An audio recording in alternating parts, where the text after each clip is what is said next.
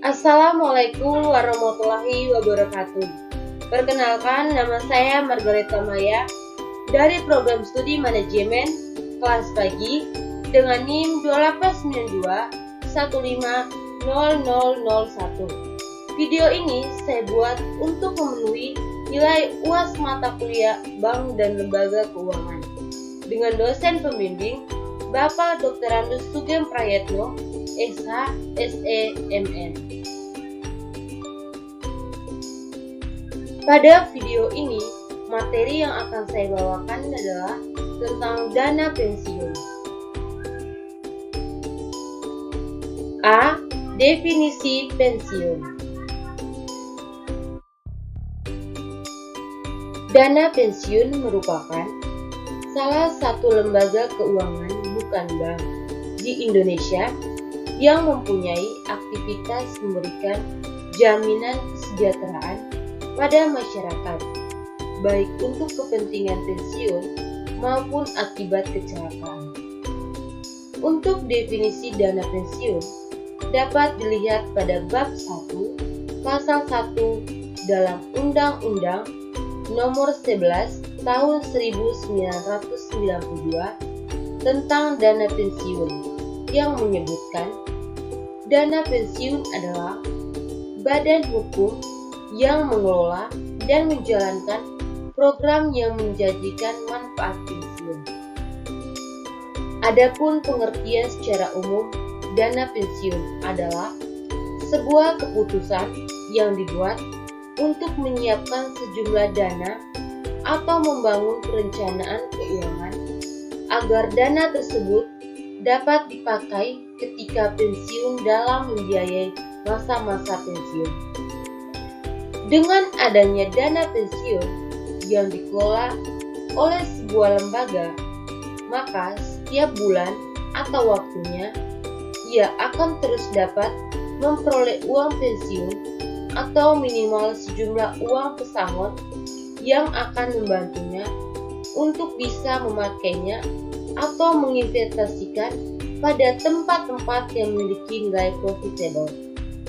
Profitable artinya berinvestasi pada tempat yang nilai finansialnya akan terus mengalami kenaikan. B. Tujuan penyelenggaraan dana pensiun. Penyelenggaraan dana pensiun tidak bisa dilihat secara sederhana. Di sana memiliki berbagai dimensi tujuan. Secara umum, ada beberapa tujuan dilakukannya penyelenggaraan dana pensiun, yaitu yang pertama, bertujuan untuk memberikan kenyamanan pada hari tua. Sering di masa pensiun setiap karyawan ingin menikmati hari-hari tua dengan lebih santai dan tenang, termasuk bisa memiliki waktu beribadah yang lebih banyak. Maka, dengan adanya dana pensiun, diharapkan ia akan bisa menikmati semua itu dengan baik. Yang kedua, membangun sikap persaudaraan dan kekeluargaan. Dengan adanya penyelenggaraan dana pensiun, diharapkan terbangun rasa persaudaraan dan kekeluargaan yang tinggi antar mereka yang masih aktif bekerja dan yang telah purna bakti dalam menjalankan pekerjaan. Ada prinsip yang harus diingat, bahwa generasi sekarang adalah generasi penerus dari generasi sebelumnya. Dan salah satu warisan tersebut tidak melupakan pada orang-orang yang telah bekerja dan berbakti demi kemajuan organisasi. Karena pada prinsipnya setiap orang yang diberi umur panjang pasti akan menjalani masa pensiun. Yang ketiga, membangun sistem manajemen kinerja yang sistematis. Sebuah organisasi yang baik berusaha menampilkan kinerja yang baik. Salah satu ukuran kinerja organisasi dilihat dari kekuatan organisasi tersebut yang terbangun secara solid. Maka, penyelenggaraan dana pensiun dilakukan sebagai bentuk menjamin para kesejahteraan karyawan semenjak masih bekerja, namun juga hingga karyawan tersebut adalah pensiunan dari perusahaan. Yang keempat, membangun image positif. Salah satu reputasi atau kewibawaan sebuah organisasi dilihat pada kemampuannya menjamin setiap orang yang berada di organisasi tersebut merasa aman dan bahagia, sehingga kondisi dan situasi tersebut memberi informasi positif kepada mitra bisnis dan stakeholders lainnya. Tentunya, ini akan memberi citra dan image positif pada perusahaan tersebut. C. Tipe dan asas dana pensiun. Ada dua tipe dasar dari dana pensiun dan digunakan secara luas. Yang pertama, program pensiun iuran dana pasti, dan yang kedua, program pensiun keuntungan pasti. Dalam program pensiun yang pasti, sponsor program pensiun hanya bertanggung jawab untuk membuat atau menetapkan kontribusi atau iuran dalam jumlah tertentu ke dalam program pensiun atas nama peserta pensiun yang memenuhi syarat. Jumlah uang yang dikontribusikan biasanya didasarkan pada presentase dari gaji karyawan atau presentase dari laba. Jika jumlah gaji besar, maka besar pula penerimaannya pensiunannya. Namun, jika gaji kecil, maka kecil juga dana pensiun yang akan diterima menjadinya.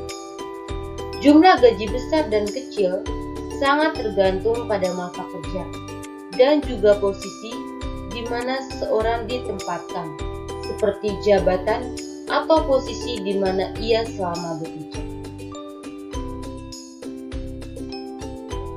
Berdasarkan Undang-Undang Nomor 11 Tahun 1992, penyelenggaraan program pensiun didasarkan pada asas-asas sebagai berikut.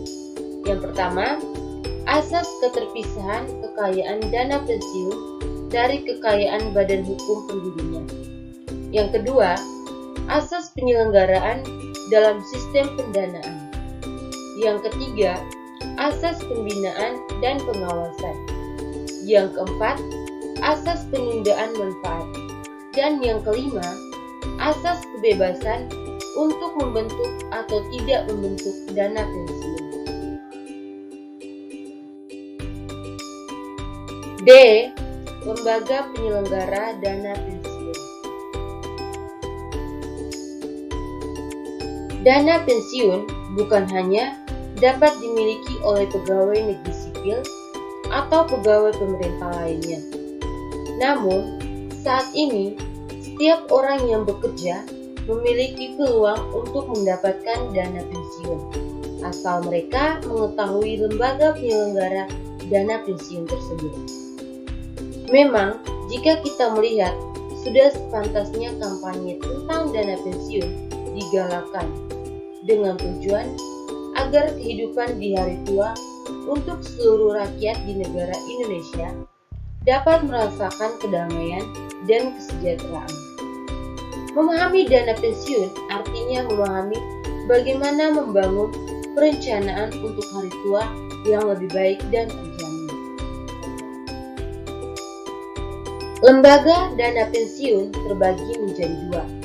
Yang pertama, Lembaga Dana Pensiun Pemberi Kerja atau DPPK didirikan untuk menyelenggarakan program pensiun manfaat pasti atau program pensiun iuran pasti bagi kepentingan karyawan yang menjadi peserta dan menimbulkan kewajiban terhadap pemberi kerja.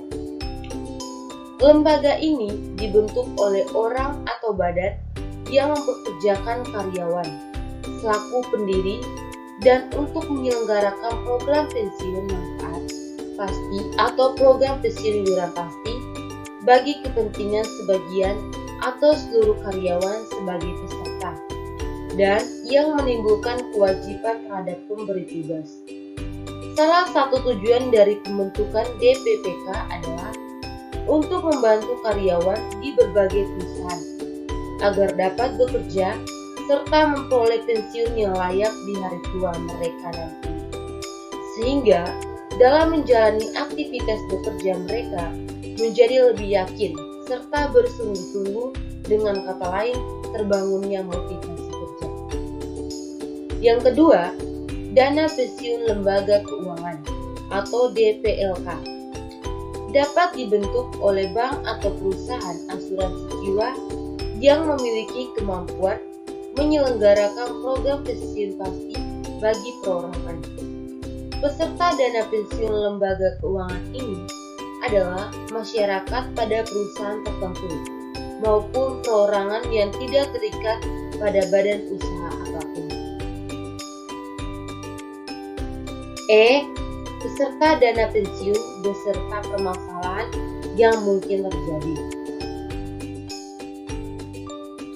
Pada prinsipnya, setiap karyawan bisa menjadi peserta atau anggota dana pensiun, asal memenuhi syarat-syarat yang ditetapkan. Penetapan syarat tersebut sangat tergantung pada kebutuhan organisasi tempat yang bersangkutan bekerja. Walaupun secara umum, penegasan tentang peserta dana pensiun ini telah dijelaskan dalam Undang-Undang Nomor 12 Tahun 1992. Bagi mereka yang bekerja di instansi pemerintah atau di perusahaan yang memiliki reputasi bagus, tentunya konsep tentang dana pensiun sudah dijelaskan semenjak awal sekali ketika mereka bekerja. Karena penjelasan semenjak awal bertujuan untuk memberikan kejelasan secara baik dan tegas kepada para peserta agar merasa yakin terhadap masa depan mereka nanti ketika bekerja di sana. Syarat-syarat untuk menjadi peserta dana pensiun yang secara umum ditetapkan oleh suatu organisasi adalah: A. Tercatat sebagai karyawan tetap dan memiliki surat keputusan atau SK pengangkatan baik dalam bentuk 80% atau 100%. B. Berusia minimal 18 tahun atau sudah menikah atau berkeluarga. Tujuannya, penetapan seperti ini yaitu agar yang bersangkutan memperlihatkan sikap akil balik atau kedewasaan. C. Memiliki masa kerja minimal 1 tahun. D. Disetujui oleh pihak manajemen perusahaan berdasarkan kriteria dari kelengkapan administrasi dan kelayakan kepribadian. Perlu diketahui bahwa menyangkut dengan data yang bersifat administrasi, maka itu harus bersifat otentik dan dinyatakan dalam bentuk tertulis atau bersifat hitam di atas putih, karena seluruh pembuatan bersifat jangka panjang, di mana bisa saja membuat keputusan pada saat ini, namun 5 atau 10 tahun lagi ia telah pensiun. Maka jika ada beberapa data yang tidak jelas atau dianggap bersifat pemalsuan, maka jelas akan menimbulkan masalah di kemudian hari. Dan yang disayangkan adalah karyawan yang bersangkutan itu nanti. Memang ada temuan kasus yang ditemui seperti data peserta yang diajukan bahwa ia telah menikah, namun ternyata ketika dilakukan pengecekan belum menikah atau masih single. Dan seluruh data yang menjelaskan ia telah menikah dalam bentuk surat dan buku nikah adalah palsu. Kasus lain juga bisa terjadi pada data ahli waris penerima pensiun, di mana ternyata yang bersangkutan telah bercerai dengan istrinya dan tidak memiliki anak. Namun dalam biodata ia menyatakan memiliki anak dan memiliki istri. Sehingga jika suatu saat ia meninggal, maka uang pesangon pensiun akan diterima oleh orang yang ternyata bukan anak dan istrinya. Jelas, ini suatu kejahatan tersembunyi dan merugikan negara. Untuk menyelesaikan kasus seperti ini, tingkat kehati-hatian menjadi perlu untuk diterapkan, dengan tujuan untuk menghindari terjadinya masalah di kemudian hari, termasuk terbawanya masalah atau kasus ini ke ranah hukum yang jelas akan menyulitkan perusahaan di kemudian hari. Persoalan dalam dana pensiun juga tidak hanya terjadi dalam kasus seperti di atas, namun bisa terjadi dalam bentuk lain. Misalnya, peserta tidak mengetahui beberapa akumulasi iuran yang telah terkumpul pada yayasan dana pensiun selama ia menjadi peserta program pensiun.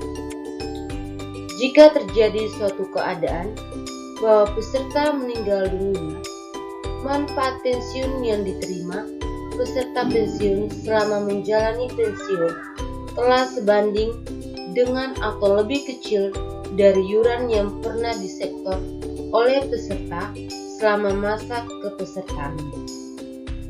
Jika sampai terjadi pada suatu keadaan bahwa manfaat pensiun yang diterima peserta pensiun sampai ia meninggal dunia lebih kecil dengan iuran peserta tidak pernah dikembalikan oleh yayasan dana pensiun kepada ahli warisnya, maka tentunya ia telah menimbulkan kerugian pada peserta dana pensiun itu sendiri.